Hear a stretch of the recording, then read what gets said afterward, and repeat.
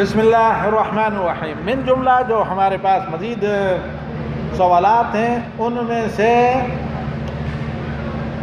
القلم شعبہ نسواں الف کا سوال ہے کراچی سے۔ السلام علیکم ورحمۃ اللہ وبرکاتہ۔ جناب شیخ صاحب، امام حرم مکی نے رمضان کریم کے آخری عشرے کے بارے میں یہ فرمایا، رمضان کریم کے آخری عشرے کی ہر رات کو 1 دینار صدقہ کریں، اگر یہ لیلۃ القدر ہوگی تو آپ کو 84 سال 1000 رات صدقہ کرنے کا ثواب مل گیا۔ رمضان کریم کے آخری عشرے میں ہر رات 2 نفل پڑھیں، اگر یہ لیلۃ القدر ہو گئی تو آپ کو 84 سال نفل پڑھنے کا ثواب ملے گا۔ نمبر 2، رمضان کریم کے آخری عشرے میں ہر رات روزانہ 3 مرتبہ سورہ اخلاص کی تلاوت کریں، اگر یہ لیلۃ القدر ہوگی تو 84 سال کے قرآن پڑھنے کا ثواب ملے گا۔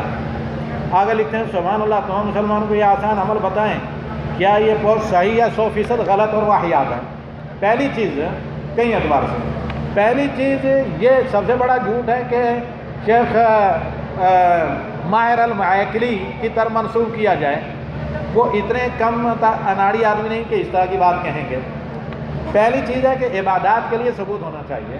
یہ صحابہ کا، ابن مسعود، ابو موسیٰ اشعری کا فتویٰ ہے کہ کسی بھی انسان کو زیب نہیں دیتا، کسی بھی انسان کے لیے نبی صلی اللہ علیہ وسلم کے بعد یہ جائز نہیں کہ کوئی وہ چیز امت پر، کسی مسلمان پر فرض کرے جو اللہ اور اس کے رسول نے نہیں کی ہے۔ اگر کوئی کہتا ہے کہ ہر رمضان کی رات مغرب سے لے کر عشاء تک سبحان اللہ پڑھیں، ہو سکتا ہے لیلۃ القدر کی رات ہو، تو گناہ ہے، بدعت ہے، کیونکہ نبی صلی اللہ علیہ وسلم نے ان چیزوں کا پابند نہیں کیا۔ پہلی بات، یہ شیخ معیکلی کی طرف منسوب، واللہ اعلم والعلم عند اللہ، جو میسج ہے اس کو دیکھ ہی کر لگتا ہے کہ جھوٹ ہے، اور بلکہ جھوٹ سے اوپر موٹ بھی، تو لہذا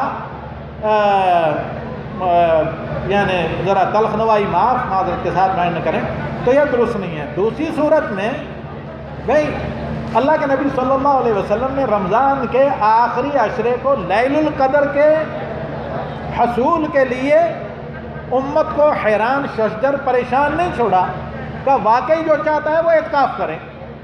تو نبی صلی اللہ علیہ وسلم کا طریقہ موجود ہے کہ رمضان کے آخری عشرے میں آپ کو لیلۃ القدر کے نوافل، لیلۃ القدر کی تلاوت، لیلۃ القدر کی تراویح، تہجد، قیام اللیل، صدقہ خیرات، کسی بھی چیز کا اجر چاہیے تو آخری عشرے میں نبی صلی اللہ علیہ وسلم نے بالاستمرار صدقہ کیا ہے۔